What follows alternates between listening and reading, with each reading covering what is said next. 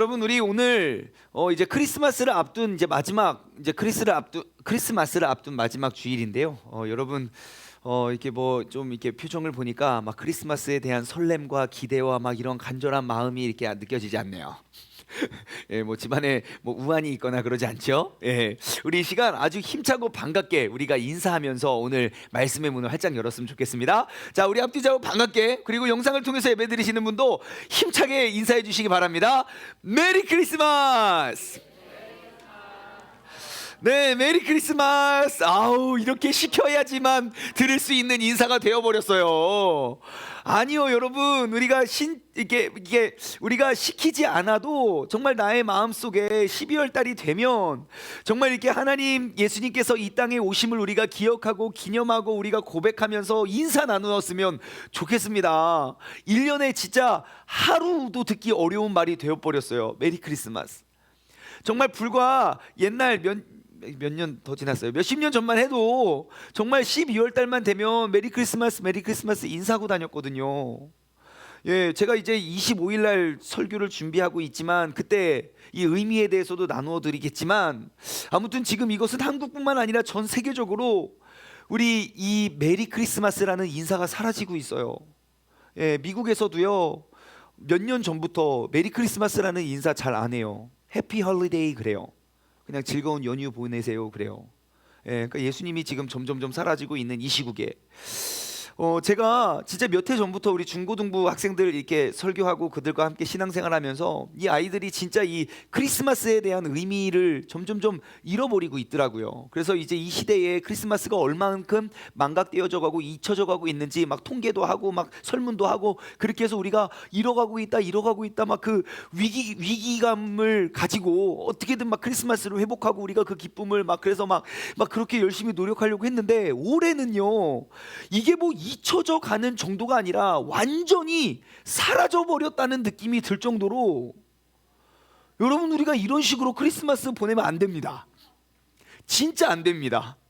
여러분 우리는요 지금 예수님께서 이 땅에 오신 이 사건과 이 날을 우리는 잊어버리면 안 됩니다. 왜냐하면 우리가 우리의 삶 가운데 예수님을 잃어버리면 우리는 천국을 잃어버리게 됩니다. 그리스도 예수 없이는 우리는 천국에 이르를 수가 없기 때문에, 애가 아무리 일이 많고 아무리 바쁘고 아무리 먹고 살기가 힘들어도 죽으면 어떡합니까? 천국 가야죠. 그러니까 그 예수 그리스도를 우리 다시 한번 기억하고, 여러분 다시 한번 내 마음속에 정말 그분의 이 땅에 오심을 기뻐함으로 우리가 찬양하며 나아가기를 주님의 이름으로 간절히 소망합니다. 예, 여러분 올해 성탄 정말 평생 진짜 그러지 않습니까? 여러분들도 올해가 제일 크리스마스 안 같게 이게 지나가고 있죠. 예, 모이지도 못하고, 원래 사실 1년 동안 교회 방학했다가 다시 개학하는 시즌이 크리스마스 시즌이거든요. 행사도 많고 선물도 주고. 그런데 보십시오, 크리스마스가 정말 코앞에 두고 예배실이 이렇게 텅텅텅 비어질 수밖에 없는 이러한 환경 속에서 여러분 우리가 세상에 말려가고 끌려가면 안 됩니다. 그러니까 여러분 꼭 올해의 성탄을 생애 최고의 성탄으로 우리가 다시 한번 기억하고, 절대로 이 세상의 분위기나 흐름에 우리가 끌려가지 마시고, 절대로 그냥 이런 핑계 저런 핑계 그냥 핑계대지 마시고, 내 마음과 내 삶 가운데 예수 그리스도의 탄생의 기쁨과 감격을 여러분 고백할 수 있는 성탄절이 되기를 주님의 이름으로 소망합니다. 여러분 돌아오는 금요일이 바로 크리스마스예요. 오전 11시 우리가 성탄 축하 예배 드릴 거예요. 예, 그리고 저녁 7시에는 우리가 영상으로 우리가 함께 중문투게더 행사를 할 거예요. 여러분 꼭 함께 해주시기 바랍니다. 그냥 뭐 어디 뭐 이렇게 저기 하지 말고 다른 생각하지 마시고 우리가 최고의 예배를 주님께 올려드렸으면 좋겠습니다. 다시 한번 인사 나누고 우리가 말씀을 들어가도록 하죠. 메리 크리스마스. 네, 이제 제가 안 시켜도 여러분 이렇게 얼굴 보고 눈 마주치면 그 인사를 꼭 해주시기 바랍니다. 자, 우리는 지난주 말씀을 통해서 예수님께서 어떻게 이 땅에 오셨고, 그 예수님께서 이 땅에 오심을 어떻게 준비했는지 우리가 함께 나누어 보았어요. 아버지 요셉과 어머니 마리아가 그 나라에, 그러니까 새로운 로마의 첫 번째 총독으로 오른 그 대왕의 그냥 명령에 따라서 그들은 호적하러 베들레헴에 간 것 같아 보여도 그 모든 것들은 하나님의 완벽하신 섭리와 계획 하에 진행되고 이루어졌다는 사실을 우리가 돌아보았어요. 사실 그들이 아이를 낳은 베들레헴과 그리고 그들이 살고 있었던 그 나사렛 지역은 굉장히 먼 곳입니다. 그럼에도 불구하고 하나님께서 그 다윗의 고향이었던 베들레헴처럼 정말 예수님이 이 땅에 오신 그런 모든 것들을 하나님의 완벽한 섭리 속에 이루어졌다는 사실에 대해서 나누어 보았습니다. 그리고 이제 예수 그리스도께서 이 땅에 오셨고, 그리고 예수님이 태어나신 지 이제 8일이 지났습니다. 오늘 본문 말씀 21절 말씀 보시면 바로 나와 있는데요. 할례할 8일이 되매 그 이름을 예수라 하니 곧 잉태하기 전에 천사가 일컫는 바더라. 천사가 와서 이야기한 대로 정말 그의 이름을 예수라고 지었습니다. 자, 그리고 8일이 되자 그들에게는 이제 할례 의식이, 그 정결 의식이 필요했던 거예요. 그래서 오늘 본문 말씀 22절 말씀을 보시면, 자, 모세의 법대로, 그러니까 모세의 율법과 하나님이 모세를 통하여 말씀하신 대로 우리가 정결 예식의 날이 찼습니다. 그 정결 예식의 날은 무엇이냐면, 여러분, 하나님께서 아브라함에게 약속하신 내가 너를 통하여 뭐 별과 같이 많은 자손을 주고 내가 너와 늘 함께하겠고 내가 이끄는 네가 밟는 모든 땅을 주겠고 하는 그런 모든 약속에 대한 전제 조건이 없습니다. 모세에게 주었던 그 율법에는 조건이 있어요. 그러니까 잘 지키면 내가 복을 주고 못 지키면 저주를 할 거야 라는 그런 조건적인데, 아브라함에게 주신 약속은 조건이 없는데 딱 한 가지 요구하신 게 있는데 그 약속 다 하시고 할례를 받으라 그래요. 할례는 무엇입니까? 그 남자의 몸에 있는 가장 은밀한 곳에 있는, 누구도 건들지 보고 누구도 보지 못하는 그곳에 우리가 살을 잘라내어서 그 피를 흘림으로 하나님께서 아브라함에게 약속하신 그 약속의 언약을 내가 이어갑니다 라고 해서 그렇게 할례를 했어요. 그래서 지금 8일 만에 이제 그 정결 예식의 날이 찼고, 예수님이 이 땅에 오셨을 때는 그 모세의 율법에 어긋나고 잘못된 것이 하나도 없이 그 율법 속에서 그 약속과 예언대로 이 땅에 오십니다. 자, 그래서 이제 그 율법대로 그들은 비둘기 한 쌍을 준비해서 이제 제사를 하러 그 베들레헴에서 이제 예루살렘으로 올라갑니다. 베들레헴과 예루살렘은 멀지 않은 곳이거든요. 자, 여기까지 24절까지 이제 카메라는 예수님과 요셉과 마리아를, 이 누가복음의 앵글은 딱 그들을 딱 잡고 있었어요. 24절 이제 그들이 비둘기를 가지고 올라가는 장면까지 딱 잡아요. 그리고 25절 말씀을 딱 넘어가면요, 그 카메라가 이제 어떠한 다른 한 사람, 다른 지역의 한 사람을 딱 조명을 합니다. 자, 25절 말씀을 보면요, 자, 이제 카메라는 예루살렘을 비추는 거예요. 베들레헴을 비추고 있던 카메라는 이제 예루살렘을 비췄고, 마리아, 요셉 그리고 예수님을 비췄던 그 카메라가 이제 시므온이라는 사람을 딱 비춥니다. 그래서 이제 시므온이라는 사람의 이야기가 이제 기록이 되어 있는데요.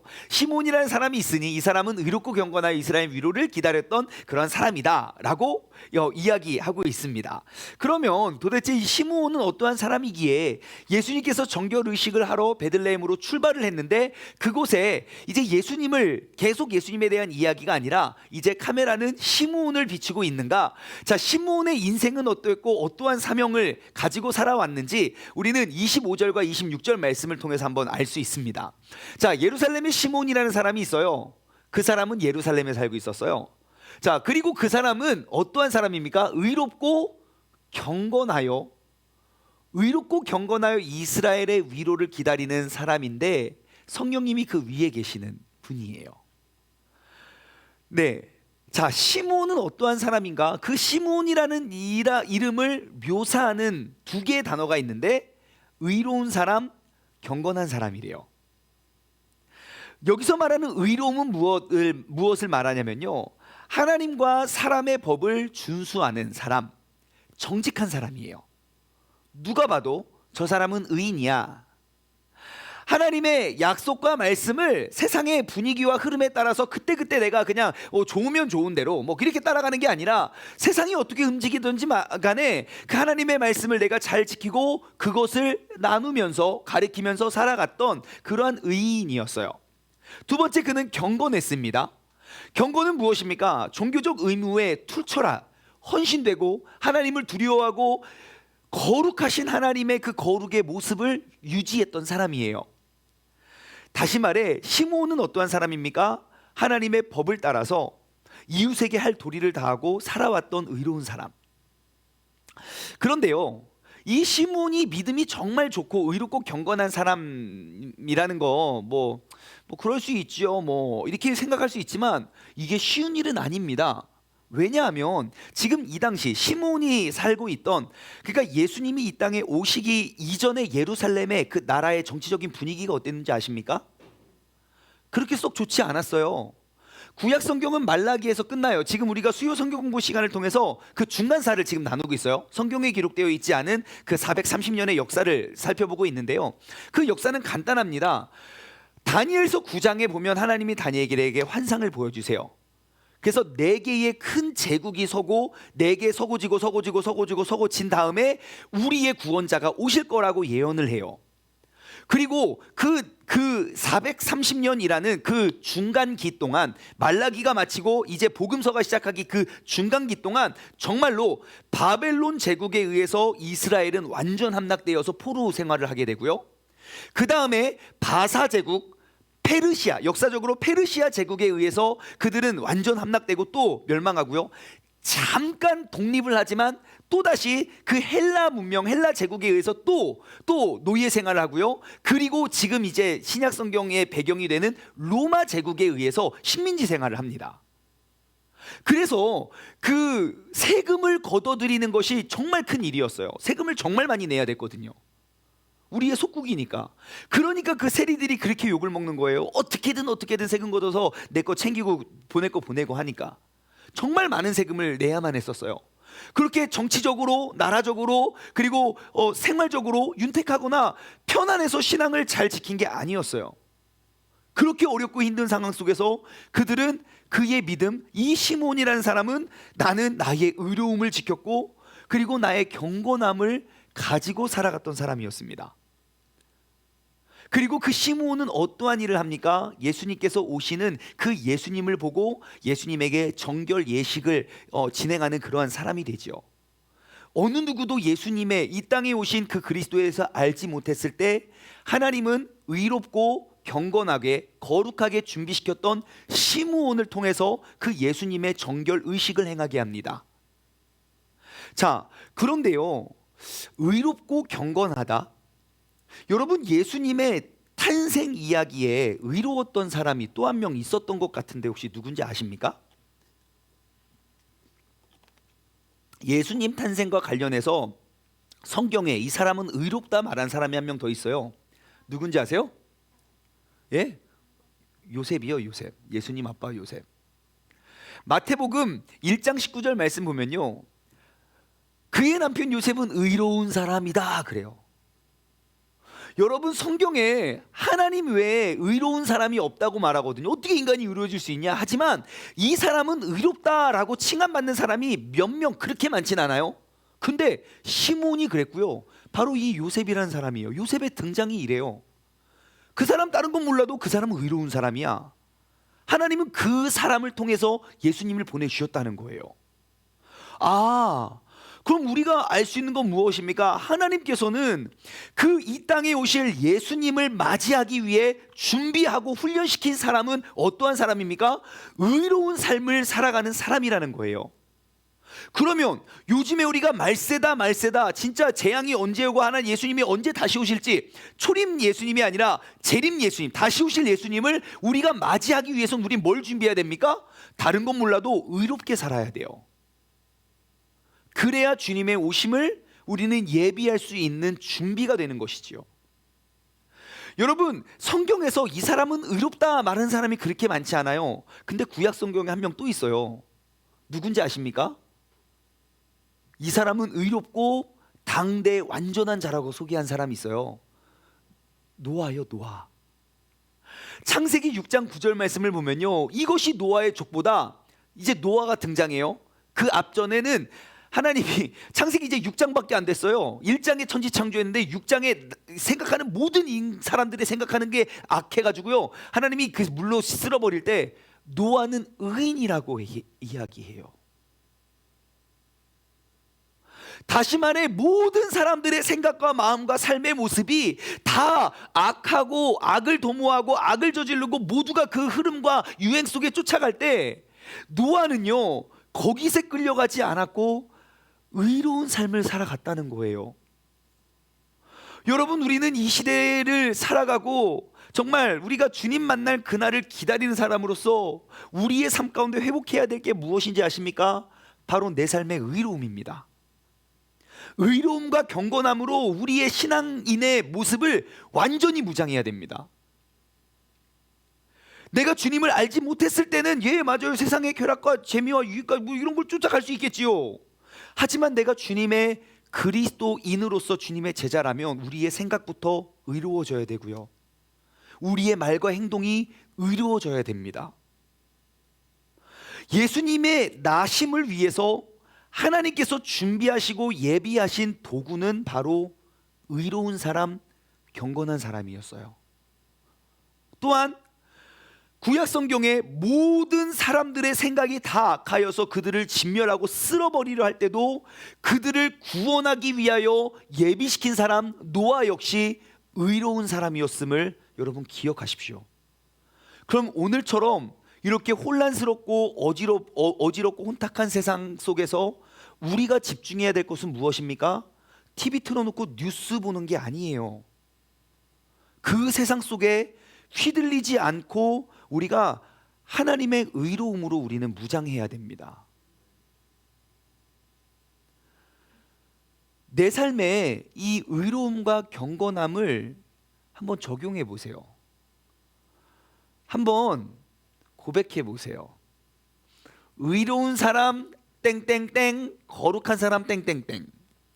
여기에 땡땡땡은 자신의 이름을 넣어서 한번 자신 있게, 지금 하나님 다 보고 계시고 우리 모든 신앙의 믿음의 동역자들이 있기 때문에 우리 자신 있게 한번 의로운 사람 땡땡땡, 거룩한 사람 땡땡땡 한번 자신의 이름을 넣어서 한번 고백해 보도록 하겠습니다. 자신 있게 시작. 의로운 사람 장충만, 거룩한 사람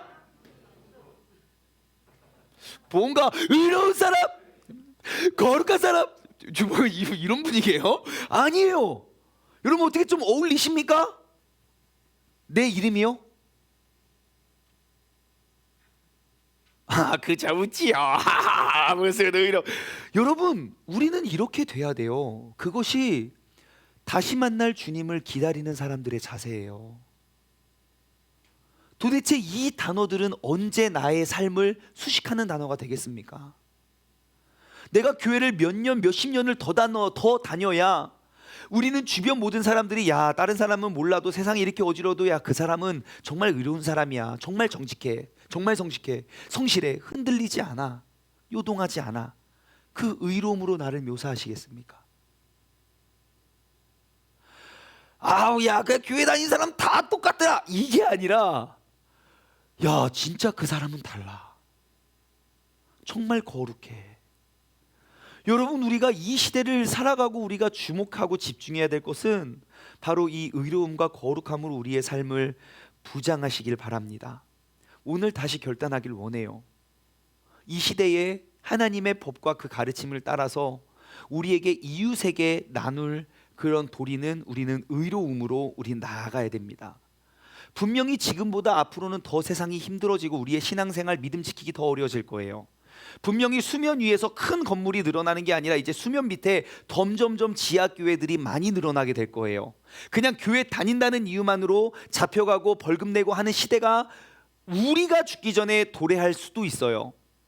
그러면 이 두려운 상황 속에서 우리가 어떻게 살아가야 됩니까? 걱정하지 마세요. 의로움으로 무장하시면 돼요.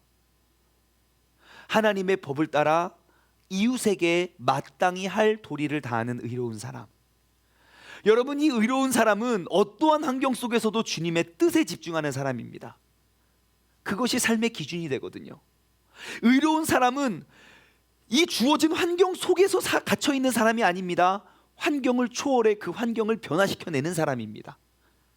성경의 역사를 보면 그러한 간증들에 수두룩하잖아요. 근데 그거는 성경 안에서의 간증만이 아니에요.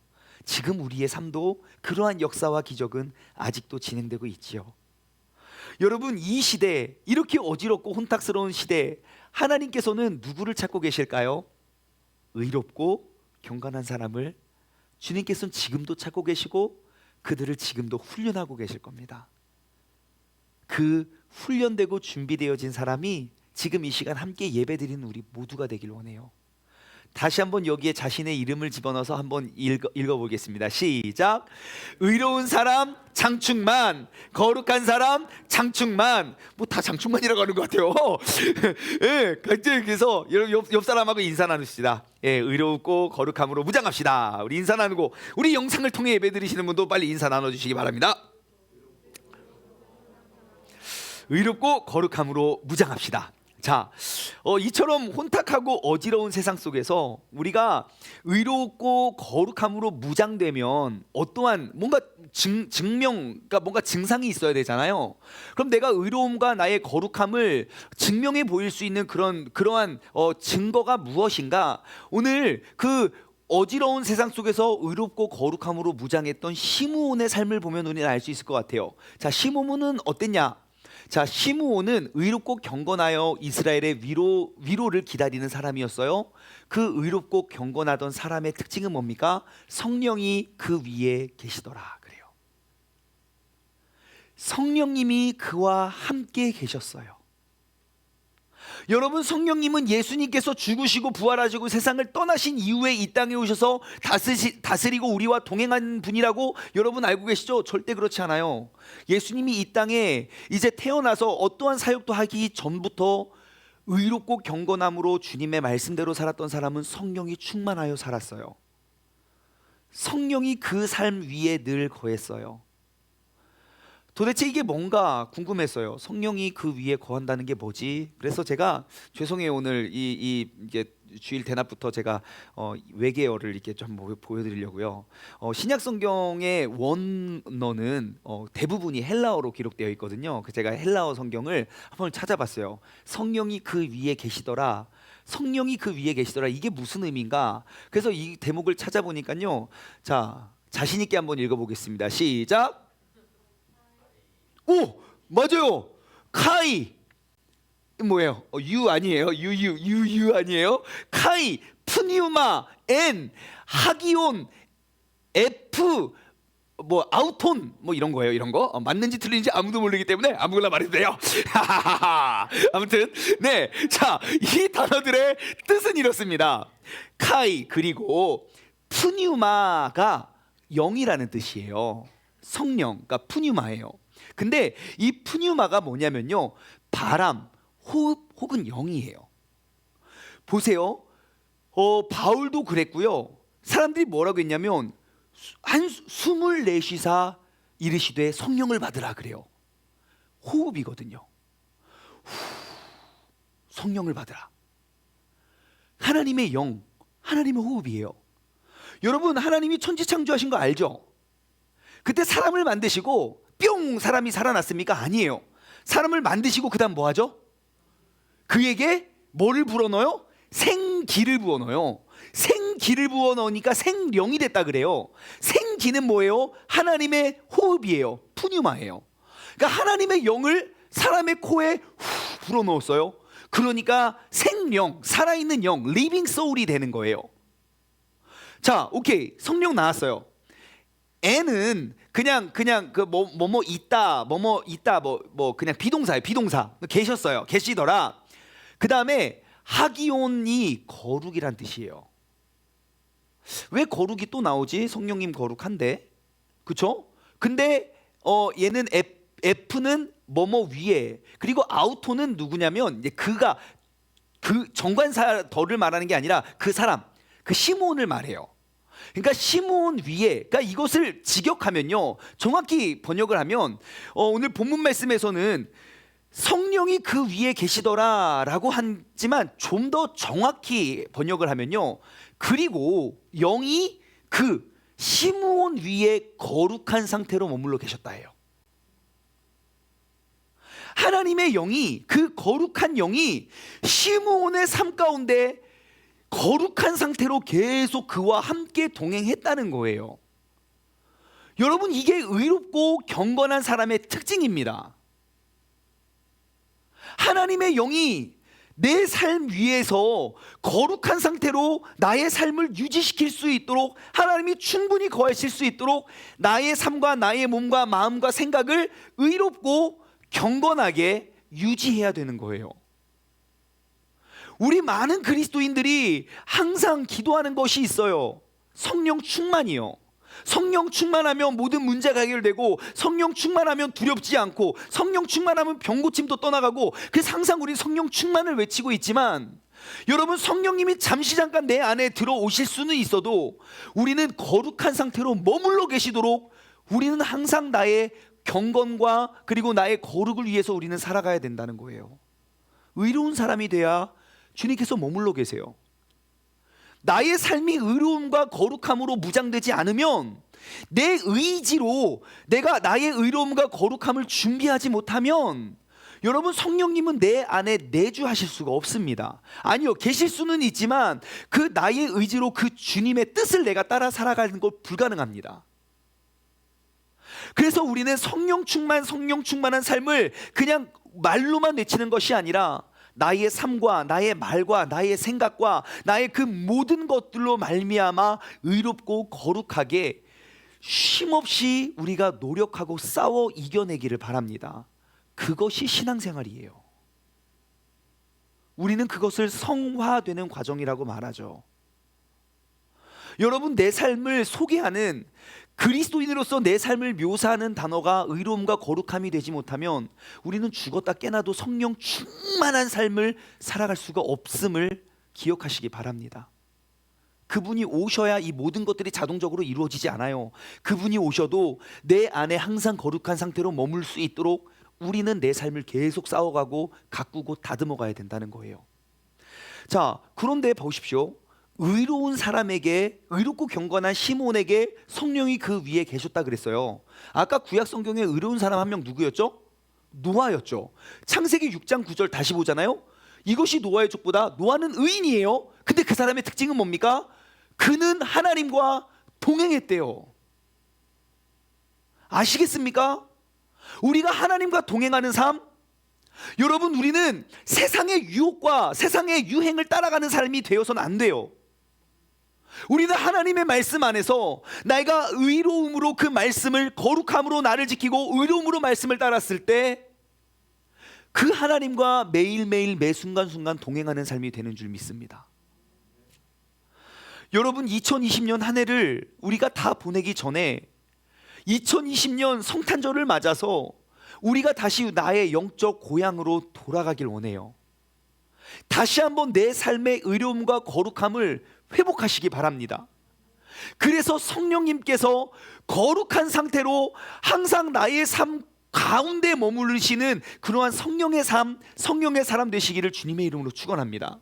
내가 그러한 것들을 결단하지 않고 내가 그러한 삶을 살아가려고 노력하지 않는다면, 여러분, 우리는 몇십 년 몇백 년 신앙생활해도 교회는 다 그냥 문 닫고 무슨 모이지 마라 한다고 신앙생활 다 까먹는 그러한 사람이 될 수밖에 없어요. 하지만 여러분, 이제 우리는 다시 한번 우리의 영적 고향인 예수 그리스도에게 돌아가 나의 의로움과 거룩함으로 정말 세상의 어떠한 혼탁하고 어지러운 세상 속에서도 주님과 늘 동행하고 거룩한 성령이 늘 내 안에서 내주할 수 있는 능력의 사람 되시기를 주님의 이름으로 소망합니다. 다시 본문으로 돌아가서요, 25절과 26절이에요.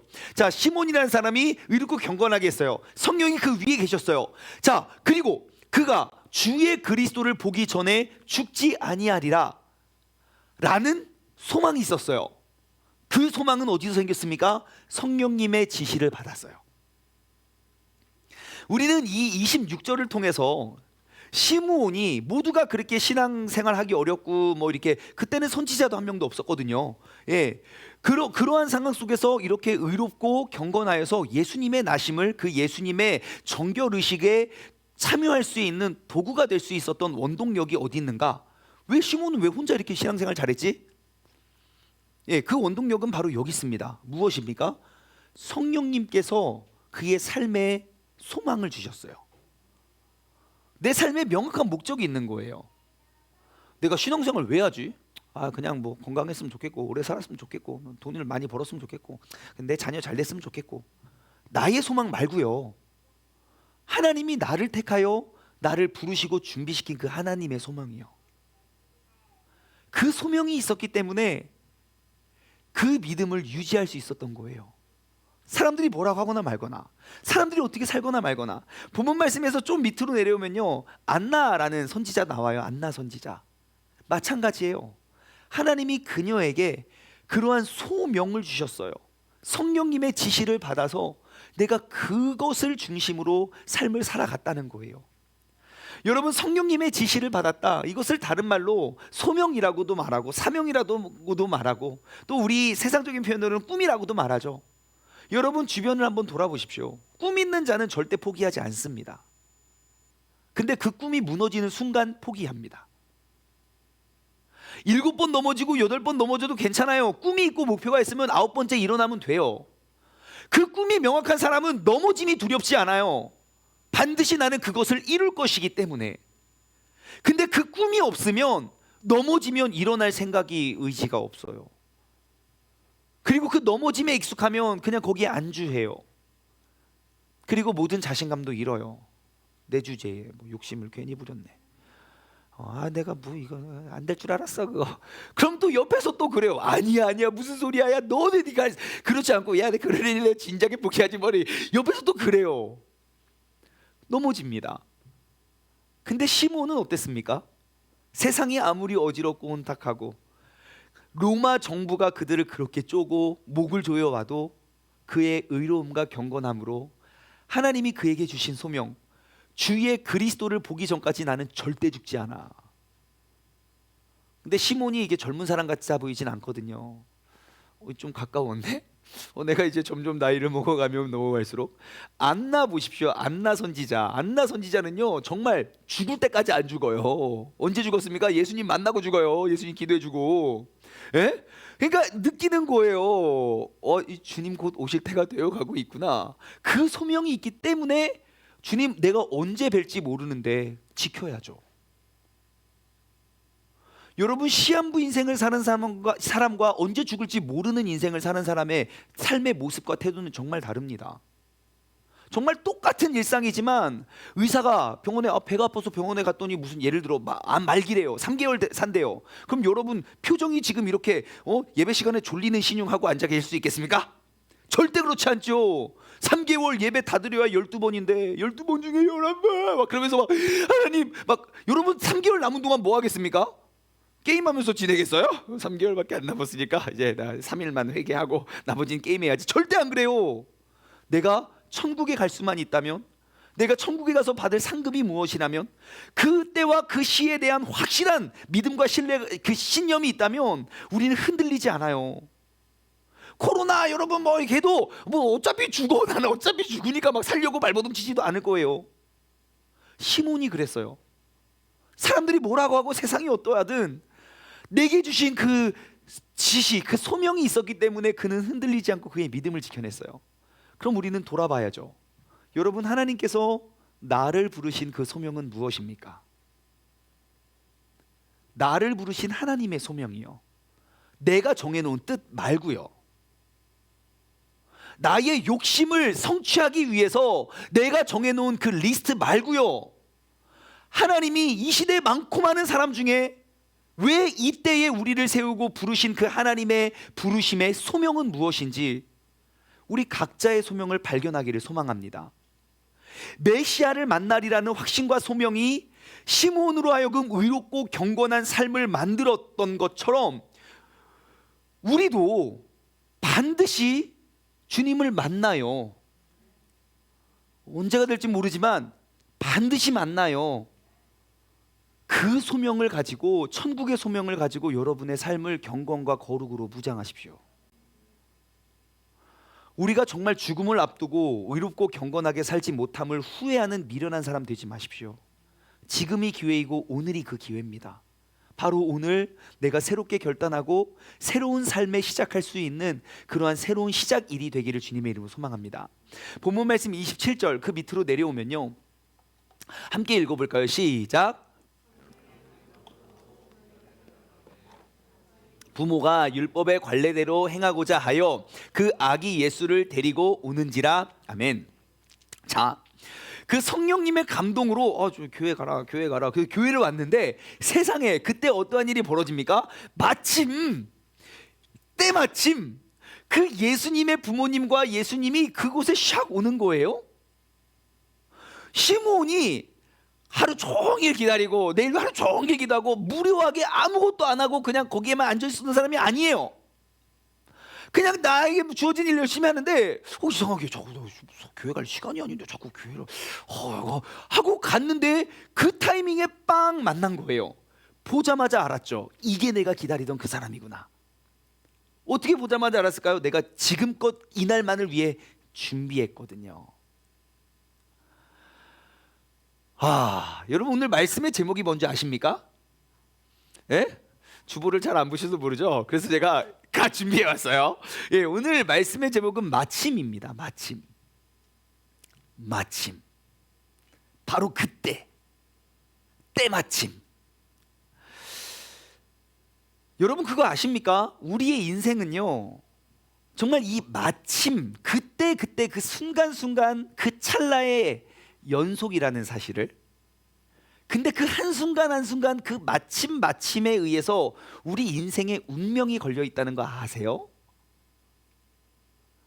예를 들어 시므온이 마침 그때 주님을 만나지 못했다면 그는 다른 인생을 살았을 거고요.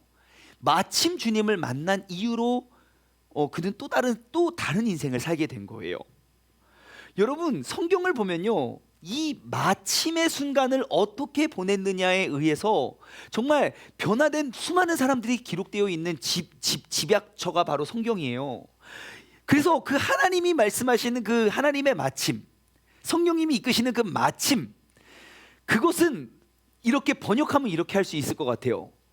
우연을 가장한 하나님의 섭리, 하나님의 마침이에요. 정말 우연인 것 같아 보였는데 어머 여기 왜 있어요? 어머 예수님 오셨네. 그 마침, 그 우연을 가장한 하나님의 섭리. 여러분 성경에 보면 진짜 이러한 사건들이 엄청 많습니다. 여러분 요셉이 그 구약 성경 그 창세기 37장에 나오는 요셉 있잖아요. 요셉이 형들에게 버림을 받죠.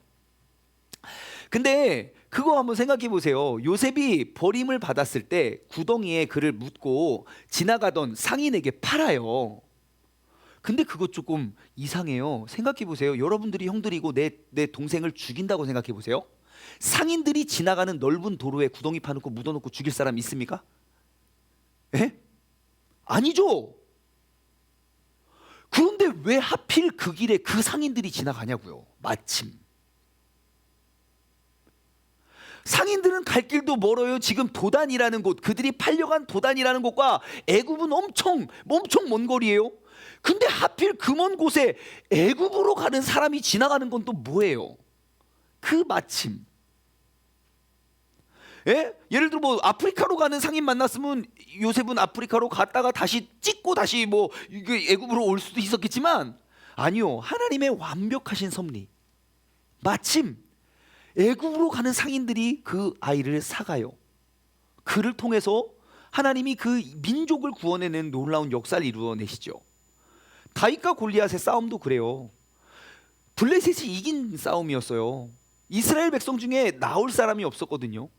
근데 하필 그 다윗이 그 도시락 간식 싸들고 돌아가서 딱 거기서 형아 잘 지내하고 이거 먹어라고 주는데 마침 그 타이밍에 그 전능하신 하나님 욕을 하고 있는 건 또 뭡니까? 하루 종일 욕했겠습니까? 니네 하나님 뭐야? 니네 하나님 뭐 이렇게 뭐야? 아니에요. 하필 그때 다윗의 귀에 그게 들렸거든요. 골리앗은 그래서 죽은 거예요. 마침 그때 그냥 가만히만 있었어도 와 그러고 가만히 있었으면 다윗 왔다가 뭐야 하고 그냥 갔을 거예요. 근데 그때 마침 성령님의 역사하심으로 하나님을 욕하게 만들고 아무튼 그 죽어요. 여러분 그래서 제가 이 누가복음에 마침이라고 번역되어 있는 단어가 누가복음에 제일 많더라고요. 그래서 누가복음에 기록된 마침의 사건들을 제가 돌아봤어요. 누가복음 7장 21절 마침 그때에 때마침 예수님이 누굴 만나요? 질병, 고통받는 사람, 악귀 들린 사람, 그런 사람들, 맹인들. 아니 이 사람들은 어때요? 난 평생의 질병으로 힘들었고요, 평생의 고통당했고요, 악귀에게 쫓겼고요, 그리고 맹인이 되었고요, 평생을 그렇게 살았는데 때마침 예수님을 만나게 된 거예요. 그리고 고쳐주셨어요. 내가 평생 어떻게 살아왔던지 간에 예수님과의 그 마침의 순간이 있으면 앞으로 이후에 인생이 달라져요. 한순간에 의해서 내 운명이 달라지게 된 거죠. 누가복음 8장 23절에 보시면요, 배를 타고 예수님이 제자들과 배를 타고 이제 갈릴리 바다를 건너십니다. 행선할 때에 예수님께서 잠이 드셨어요. 그런데 마침 광풍이 내려치는 거예요. 그리고 다음에 어떻게 됩니까? 예수님이 그 풍랑을 잠재워 주십니다. 여러분, 우리의 삶에도 때마침 광풍이 불어 닥칠 때가 있지 않습니까? 예견되지 않았던 그런 기상 이유로 인해서 난 진짜 참 평온하고 평화로운 삶을 살고자 하지만 갑자기 이것들이 자꾸 들이받고 치어오르고 내 삶에 이런 광풍들이 몰아닥칠 때 여러분, 예수님과 함께하면 풍랑을 잠재울 수 있어요. 그게 마침의 순간이라고요. 내가 이 아이에게, 이 사람에게 상처를 주느냐 용서를 하느냐, 정말 마침입니다. 때마침. 또 한 사건이 있어요. 누가복음 8장 32절 말씀 보면요, 마침 그 갈릴리 바다를 건너서 도착해요. 고라사 지방에 많은 돼지떼가 있는데 그 군대 귀신이 와가지고 막 이래서 이 나의 그 귀신을 저 돼지한테 해주세요. 마침 거기에 돼지떼가 있어서 그 돼지 그 귀신 다 내쫓는 거 아닙니까? 여러분, 돼지떼가 왜 하필 거기 있었을까요? 그때? 네? 그 다 뛰어들어요 물가에. 왜 돼지떼가 그 물가에 뛰어가서 그러고 있냐고요? 마침. 여러분, 내가 평생에 그 귀신, 수천 마리의 귀신 들린 사람으로서 살아가더라도 예수님과의 그 마침의 타이밍에 딱 맞아 떨어지면요, 예수님께서는 그를 새로운 삶으로 변화시켜 주세요. 한 군데 더 나와요. 또 나와요. 누가복음 10장 31절 보면요, 그 선한 사마리아인 비유예요. 강도를 맞고 버려졌어요. 근데 그 마침 제사장이 그 길 지나가고 유대인이 그 길, 레위인이 그 길 지나가고요, 그 다음에 사마리아인이 그 길을 지나가요. 그 타이밍에 그가 강도 맞고 버려졌을 그 마침, 그들이 없었으면 이 사람은 죽었다니까요. 근데 때마침 사마리아인이 지나감으로 그는 생명을 이어가게 되지요. 여러분, 이러한 마침의 일들이 우연처럼 보여지는 사건 속에서 그들의 모든 문제와 아픔과 상처들이 완전히 사라지게 됩니다. 그래서 우리 인생에 예수님과 함께하는 그 마침의 순간은 어떠한 순간인지 아십니까? 하나님이 나를 위해 예견하신 그 마침의 순간, 바로 새로운 인생, 새로운 삶이 시작되는 순간입니다. 내가 이전에 어떠한 생각을 하고 어떠한 마음을 품고 왔던지 중요한 건 아니에요. 중요한 건 내가 지금 이 순간 하나님과 동행하여 내가 살아가고 있느냐예요. 하나님이 계획하신 마침의 순간을 내가 보내고 있느냐예요.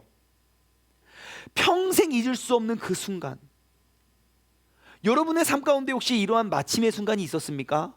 정말 기적이라고 말하는 기적 같은 일들 왜 없었겠습니까? 엄청 많죠. 우연 같아 보여도 하나님의, 보이지 않는 하나님의 손길이 임하는 완벽하신 하나님의 계획의 순간입니다. 내 삶에 평생 잊을 수 없는 그 마침의 순간, 여러분, 그 순간이 나에게 올 거라는 확신이 있다면 여러분, 어떠한 환경도 우리를 넘어뜨릴 수가 없습니다. 그리고 오늘 이 예배가 그 주님께서 나의 무뎌지고 굳어진 나의 신앙의 믿음을 회복할 수 있는 그 마침의 순간임을 여러분 기억하시기 바랍니다. 아주 평범해 보였던 나의 예배, 아주 평범해 보였던 나의 하루가 예수님을 만나고 경험하는 그 하나님의 마침의 순간이 된다면 여러분, 우리는 평생 잊을 수 없는 그 비범한 하루가 될 줄 믿습니다. 근데 한 가지 문제가 있어요. 문제는 뭐냐면 이 내 인생을 변화시키는 그 마침의 때가 하나님의 마침의 때만 있는 게 아니라 나를 넘어뜨리고 죽이려는 마귀의 마침의 때도 존재한다는 거예요. 내가 아무리 은혜를 받아도 그 은혜를 한 방에 뒤집어 버릴, 내가 아무리 공든탑을 쌓아도 그 탑을 한 방에 무너뜨릴 그런 마귀의 마침이 있다는 것을 우리는 꼭 기억해야 돼요. 그럼 언제 마귀가 우리를 넘어뜨리고 공격할까?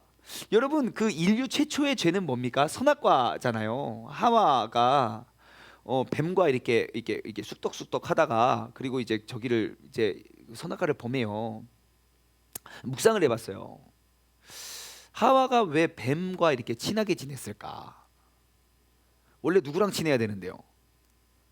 무슨 하나님 아니고 아담. 예, 이 세상 뭐 사람이라고 한 명밖에 없는데 이거 아담이는. 근데 왜 하와는 아담과 뭐 사람도 없는데 둘이 맨날 이렇게 싸드락싸드락 돌아다니면서 동물들 막 식물들 이름 지어야 되는데 왜 혼자 그 동산 중앙에 이렇게 돌아다니다가 뱀이 말 걸으면 그래? 어머 정말 이렇게 했을까요? 제가 이렇게 묵상을 해본 결과 분명히 아담과 한판 했구나. 틀림없습니다. 예? 부부의 대화가 단절됐어요. 관계가 끊어졌어요. 제가 무엇으로 한번 그 근거를 대드릴까요? 하와가 뱀을 만나자마자 그거 따먹지 않았어요. 예. 그걸 보고 이야기를 듣고 진짜 다시 봐도 보암직스럽고 먹음직, 그러니까 고민을 되게 많이 했어요. 그러면 뱀이 먼저 와서 딱 유혹을 했을 때 그때 집에 가서 뭐라고 해야 됩니까? 여보 오늘 무슨 일이 있었는지 알아? 아담이 먼저 물어요. 오늘 어디 갔다 왔어? 둘이 막 굉장히 금실이 좋으면 어디 갔다 왔어? 보고 싶었잖아. 아니 나 오늘 저기 동산 중공에 갔었어. 근데 뭔 일이 있었어? 오늘 무슨 일이 있었냐면 어떤 막 다리 달린 막 뱀이 와가지고 막 나한테 말을 건는데 있잖아. 그거 먹으면 그 열매를 먹으면 우리가 하나님처럼 된대. 세상에 그런 말을 했어.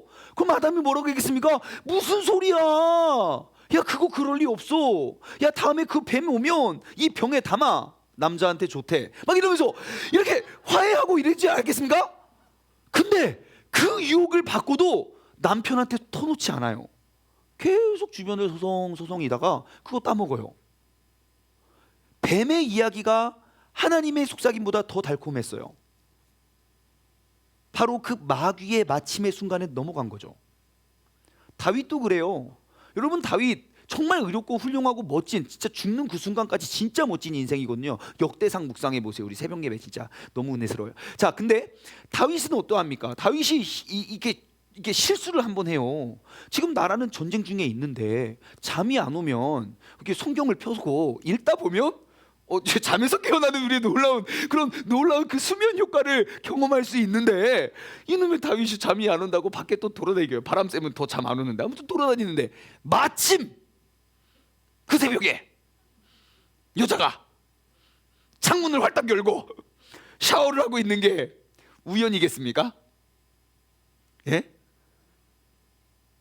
하필 샤워를 하루 종일 합니까? 다윗이 볼 때까지?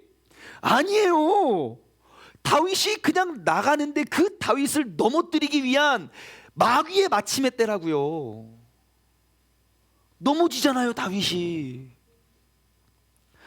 여러분 마귀는 항상 우리의 어떠한 틈이 보여지면 그 틈을 타고 우리를 넘어뜨립니다. 그 틈, 그게 마귀의 마침의 때인 것 같아요.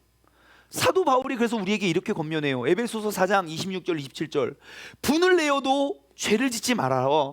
해가 지도록 그 분을 품지 말아라. 왜냐? 마귀에게 틈이 되거든요. 여러분 생각해 보세요. 내가 그 마귀가 틈 타서 그 마귀의 마침의 때, 내가 정말 공든탑에서 딱 화락 무너지는 그때를 한번 보십시오. 항상 내 마음에 분이 날 때일걸요. 물론 아닐 수도 있지만 대부분이 그럴걸요. 생각해 보세요. 내가 끊었던 술을 언제 다시 마십니까? 열받았을 때 아닌가요? 내가 정말 끊었던 담배를 언제 다시 물게 하는 사건이 무엇입니까? 간단해요. 하나님의 마침의 순간에 은혜가 떨어졌을 때예요. 하나님과 멀어지면 우리는 마귀의 마침에 계속 걸려 넘어지는 인생이 되는 거예요. 여러분 아직도 내 안에 풀리지 않는 분이 있다면 여러분 그거는 너무너무 많은 틈을 내어주는 거예요. 정말 한순간 실수하고 한순간 넘어지면 그 넘어짐의 크기가 너무 크다는 거예요. 한번 점검해 보십시오 여러분. 나의 인생은 하나님의 마침 속에서 살아가는 사람입니까? 나는 마귀의 마침 속에서 걸려 넘어지는 사람입니까? 제가 앞서 말씀드렸잖아요. 우리 인생은 마침의 연속이라고요. 나는 이 순간 어떠한 마침에 의해서 살아가고 있습니까? 하나님의 마침과 마귀의 마침 한번 비교해 볼까요? 오늘 이곳에 나왔어요. 마침 주일을 맞아서 코로나인데 가까마까 하다가 마침 그래도 딱 이게 영상으로 또 이게 현장에서 예배를 드리는데 평소에 이게 눈에 띄지도 않는 이 본문 누가복음 2장 22절 말씀을 가지고 마침 말씀을 전하는데 맞아, 나 돌아가야지, 회복해야지. 그래서 내가 막 또 삶이 결단되고 변화되고 새롭게 다짐해서 정말 내 인생이 바뀌어질 수도 있어요. 반대로 예배를 실패했어요. 마침 예배가 드리기 싫더라고. 자고 나니까 늦잠을 자서 마침. 그래서 이제 아무튼 이렇게 느지막하게 이렇게 예배를 했는데 은혜도 하나도 안 되고 자꾸 마침 그랬었나 막 그러다가 갑자기 다윗 그래? 막 바세바 같은 사건 막 그러다가 또 그냥 지나갔어요. 근데 그때 마침 우리를 넘어뜨리려고 사고가 팍 난 거예요. 열받아가지고 막 해가지고 술 한잔 해요. 마침 그곳에 또 누구 와요. 또 싸움꾼 또 이게 싸움닭이 항상 그곳에 늘 준비되어 있어요. 언제 터질지 몰라요. 붙어요. 연루돼가지고 또 잡혀가고 그랬다고 칩시다. 여러분, 그 마침들이 다 우연이겠냐고요. 그럼 우리는 어떻게 살아가야 되는지 아십니까? 우리가 그 사단의 마침과 마귀의 마침과 하나님의 마침을 우리가 어떻게 이용해야 되냐면요, 가장 먼저 우리는 하나님의 마침으로 살아가야 돼요. 그리고 마귀의 마침을 끊어내는 사람이 되면 돼요. 무슨 말인가 잘 보세요. 만약에 아까 그 나쁜 마귀의 마침의 스토리예요. 예배를 실패하고 하다가 사고 빵 났어요. 술 한잔 하려고 가려고 하는데 목사님이 거기 딱 오신 거예요. 목사님 여기 웬일이에요? 너 여기 사고 나가지고 지사님 여기 어떤 일이세요? 그래요. 그럼 우리 식사하러 갑시다. 그러면 술이 끊겨지겠죠. 그럼 그 뒤에 싸움과 그 뒤에 나쁜 일들이 끊겨지겠죠. 여러분, 우리가 그런 사람 되면요, 마귀의 마침의 저주를 끊어낼 수 있어요. 내가 얼마만큼 막 위대하고 거창한 것들이 해야만 인생이 달라지는 게 아니에요. 내 순간순간 찰나를 마귀에게 내어주지 말고 하나님께 내어 맡기면 돼요. 그곳에 주님의 역사하심이 임하게 됩니다. 한번 볼까요? 여러분, 아까 우리가 살펴봤던 본문이에요. 마침 그때 예수님의 질병과 고통과 많은 악귀. 자, 보십시오. 사람의 눈으로 봅시다. 내 인생에 질병이 걸렸어요. 내 인생에 고통을 겪고 있어요. 내 인생에 악귀가 있었어요. 내가 보지 못해요. 이게 마귀의 마침입니까? 하나님의 마침의 때입니까? 분명히 저주받은 마귀의 마침이에요. 근데 그곳에 예수님이 들어가니까 이 모든 것들이 예수님을 만나게는 통로가 되잖아요. 우리가 그 하나님의 마침 속에 살아가면요, 아무리 안 좋은 일들이 내 삶에 펼쳐지더라도 그것이 하나님께 나아가기 위한 통로가 되는 줄 믿습니다. 그러니까 세상에 집중하지 말고 하나님께 집중하는 말이 맞아요. 아까 여기도 마찬가지죠.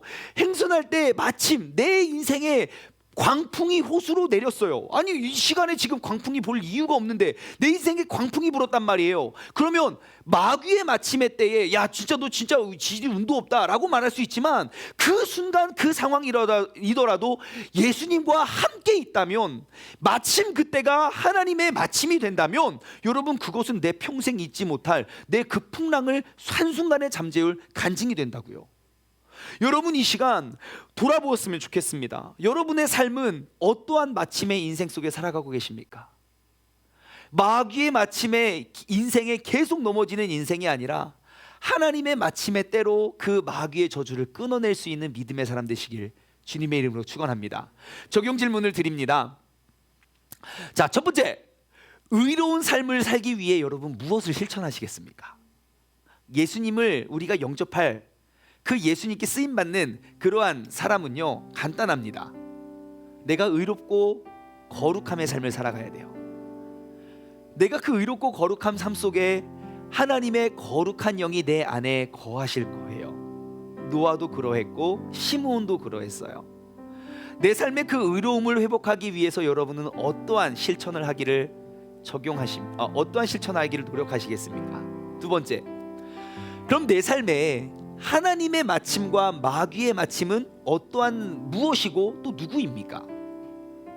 가만히 돌아보십시오. 오늘 이번 주 동안 한번 점검해 보십시오. 내 삶에 정말 내 주변에 하나님의 마침과 같은 사람은 누구시고 하나님의 마침과 같은 일들은 무엇일까? 또는 내 삶에 정말 이 사람만 만나면 자꾸 기분이 안 좋고 이 사람만 만나면 자꾸 그냥 거시기 하고 막 점점점 안 져도 될 죄를 짓게 만들고 또 안 넘어져도 되는데 계속 끌려가고 계속 믿음이 떨어지고 막 하는 그 마침의 사건은 무엇이고 그 사람은 누군지 한번 돌아보았으면 좋겠어요. 그리고 여러분 결단하실 때 내가 하나님의 마침으로 전환시켜낼 수 있는 그런 도구로 쓰임받기를 원합니다. 마지막으로 세 번째요. 그럼 하나님께서 나를 이 타이밍에 부르신, 나를 그리스도인으로 부르신 그 하나님의 소명은 무엇일지 여러분 다시 한번 바라보았으면 좋겠어요. 이제는 우리 그리스도인들이 숨기고 숨어 지낼 때가 아니에요. 다 넘어지고 다 뺏길 거예요. 정말 난세의 그 영웅을 기다리고 있을 시대가 가까웠어요. 바로 하나님의 그 완벽하신 계획 속에 오늘이 그 마침의 순간이 되길 원합니다. 주님, 나의 인생을 통하여 하나님 어떠한 일을 이루어 가실지 내가 기대함으로 나아가길 원합니다. 오늘 말씀을 맺으며 우리 찬양 고백하길 원해요. 찬양의 가사말은 그렇습니다. 날이 저물어 갈 때, 내가 빈 들에서 걸어갈 때, 내 인생에 이제 그 화려한 날들이 다 저물고 그리고 그 정말 모든 것들을 잃어버려서 그 빈들을 걸어가고자 할 때 바로 그때가 하나님의 때입니다. 내 힘으로는 도저히 안 될 때, 내가 빈손으로 그곳을 걸을 때 그때 나는 고백합니다. 여호와 일에 예비하신 하나님, 주가 일하시네, 주가 일하시네, 아끼지 않는 자에게 주가 일하시네, 주가 일하시네, 신뢰하며 걷는 자에게. 우리가 이 1절을 고백한 다음에 우리의 공동체 속에서 이제 2절의 은혜가 우리 가운데 임하길 원해요. 2절의 가사는 이렇습니다. 우리 모인 이곳에 주님이 함께 하시네. 그래서 나는 누리네 그 아버지의 은혜를. 작은 떡과 물고기를 내 모든 것을 주님께 드릴 때 주님께 고백합니다. 여호와 일에 예비하신 하나님, 주가 일하시네, 주가 일하시네. 여러분, 이 찬양을 고백하면서 내 인생에 그 하나님의 때, 그 하나님의 마침의 순간이 오늘 이 시간 이 자리가 되기를 주님의 이름 소망합니다. 함께 고백할게요. 날이 저물어 갈 때, 빈들에서 걸을 때, 그때가 하나님의 때. 내 힘으로 안 될 때, 빈손으로 걸을 때 내가 고백해 여호와 이래. 다시 한번 고백할까요? 날이 저물어 갈 때, 날이 저물어 갈 때, 빈들에서 걸을 때 그때가 하나님의 때. 내 힘으로는 안 될 때, 빈손으로 걸을 때 내가 고백해 여호와 이래. 주가 일하시네, 주가 일하시네, 주가 일하시네. 주께 아끼지 않는 자에게 주가 일하시네, 주가 일하시네. 신뢰하며 걷는 자에게. 이제는 그 1절의 가사를 넘어 2절로 우리가 넘어가길 원해요. 2절로 한번 고백할까요? 우리 모인 이곳에 주님 함께 하시네. 우리가 누립니다 아버지의 은혜를요. 아주 작은 떡과 물고기, 나의 모든 것을 드릴 때 우리 모두는 고백합니다. 여호와 일에 예비하신 하나님, 주가 일하십니다. 주가 일하시네, 주가 일하시네. 주께 아끼지 않는 자에게 주가 일하시네,